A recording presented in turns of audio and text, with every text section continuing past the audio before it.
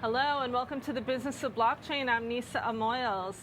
This special episode focused on a blockchain use case is sponsored by Bitdeer. Today we are talking about AI and blockchain and how it relates to the pet industry. One company using these technologies to store, manage, and utilize animal data is Petastik. We are joined by Carlos Herrera, CEO and founder. Welcome, Carlos. Hi, how are you? Thank you very much for having me. Thanks for coming. AI and blockchain affect every industry. What is the future of pet care? Certainly for pet care, there is a need for personalization. Traditionally, pet care has been very generalized. We think of dog food, cat food, but we don't think specifically about our dog. I happen to have a Shih Tzu, and our Shih Tzu requires certain needs that are specific to her qualities, and that's the sort of use case that blockchain in particular can fix. And that really has to do with the ownership of your pet's data. So that's how we intend to enable or utilize blockchain to enable personalized pet care at world scale. So what problems are you solving? What is the inefficiency right now?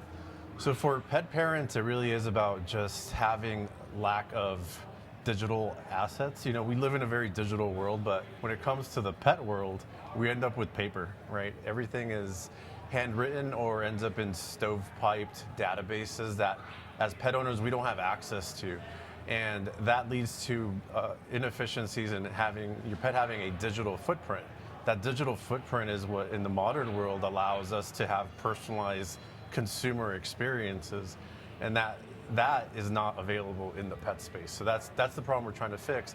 But also for brands who are providing products and services, they don't know what pet owners exist, right? Because there is no digital footprint out there to target them. So we're also enabling the digital bedrock to connect people directly with product and service providers. Can you give us an example of how this works? Certainly. Imagine, I'll go back to our Shih Tzu. So our Shih Tzu was bred in the Himalayas, in particular in the Tibetan side, and there she was bred with chicken as a protein, and because of that, that's the protein that she's most compatible with.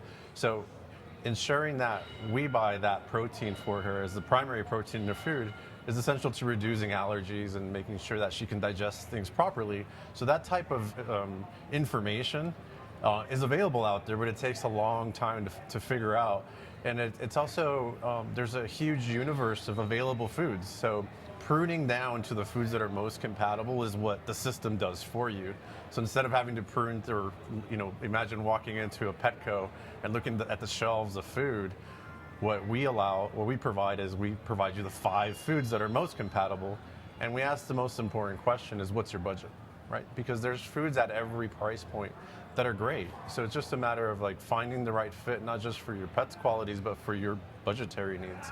So what specific issues can you address with cats? Just like dogs, cats have very specific and particular needs. One that always comes to mind is urinary tract infections. As a cat owner, you always deal with this, and what Petastic will then do is provide you with guidance to overcome that. So whether it comes to changing your diet or facilitating you to connect to a veterinarian to get a prescription, we intend to help you achieve that more efficiently than you would otherwise do it with today's tools. So what about the pet ID system? How does that work? So underneath this all, the bedrock of data is effectively an open network of pet identifications. So imagine each pet having its own diary. We call this a pet ID, and that diary is effectively a database of your pet's life from beginning to end and beyond. So that way, as your pet goes from puppy to adult to senior, we're able to catalog and collect all that information, and all that information is what we use to deliver personalized pet care. So imagine that at scale with over 1 billion domesticated cats and dogs around the world.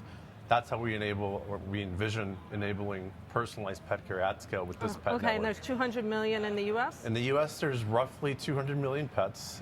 There's more pets than children under the age of 5 now.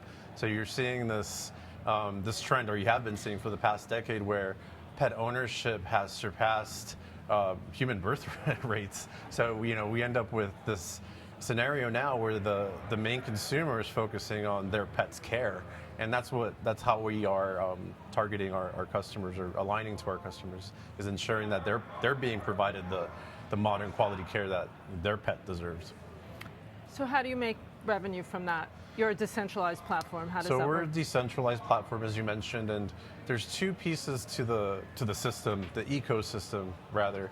There's the part that the consumer touches, and there to the consumer, we effectively are a personalized concierge for pet care. So we deliver guidance, we deliver product and services. So we will sell product, we will sell you that bag of food that you could buy at Petco or on Chewy.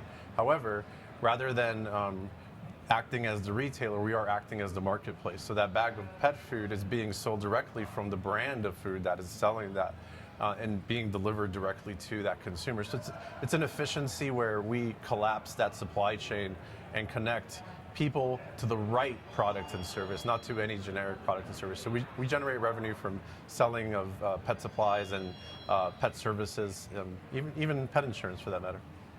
Which we'll talk about, but how does it work with the breeders and the shelters?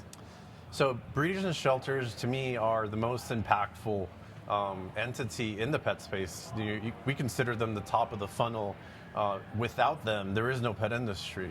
They do, I call God's work, right? They create this scenario where we can match people with pets to bring to their home.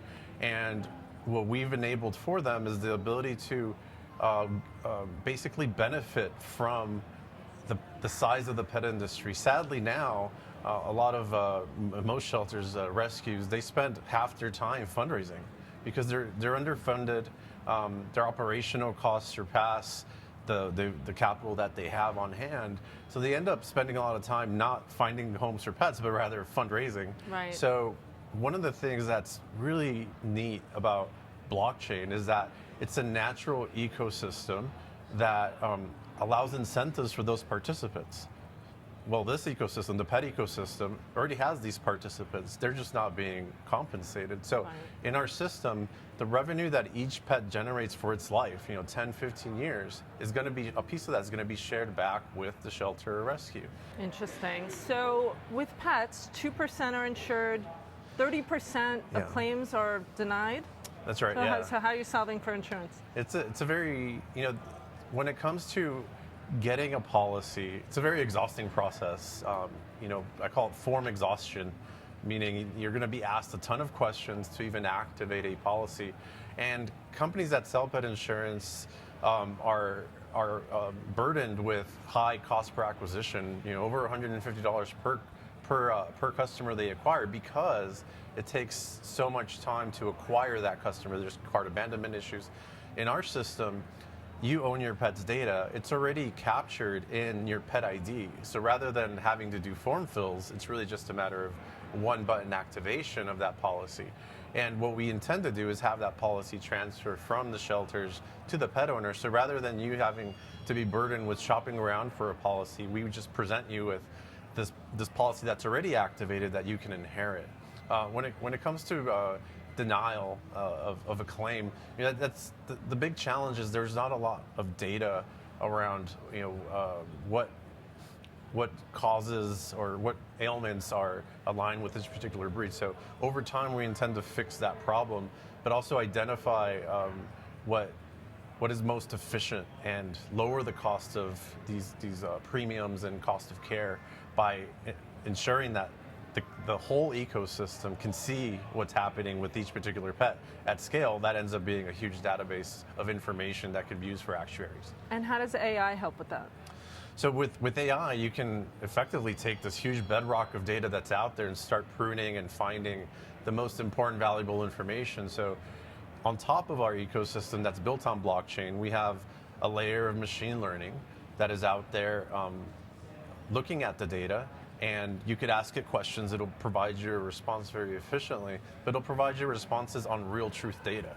So rather than guessing, or rather than looking at statistics from a report that you purchased from a marketing group that built some database 10 years ago, you're looking at real-time data that you can utilize. So it's a more efficient way, and it's just the fastest and I would say, most accurate way to price an asset and its liability. So what's easier to train, a pet or an AI model? A pet. Certainly, training an AI model requires, one, proprietary data, right? So we've spent a lot of time developing our own data that we feed into the model to train. Now, ensuring that what we're training is going to enable someone at home to train their pet is a very powerful thing, because what we do now is very scattered and fragmented, but imagine having your own trainer right at your fingertips that is not training a dog, but training your dog and its qualities, and having its behavioral history. A lot of behavioral history about your dog specifically is given to you in notes by the trainer or breeder. So it's not only about training a dog, it's about training your dog. And that requires context, and that context is all fed into the model that is going to provide you guidance. So all that comes into play. So I think it's a lot of work up front, but at scale creates major efficiencies, and I think great user experiences for pet parents. Thank you so much, Carlos. Thank you. That's it for today's edition of the Business of Blockchain. This special report highlighting a blockchain use case was sponsored by Bittier. I'm Nisa Amoils at the New York Stock Exchange.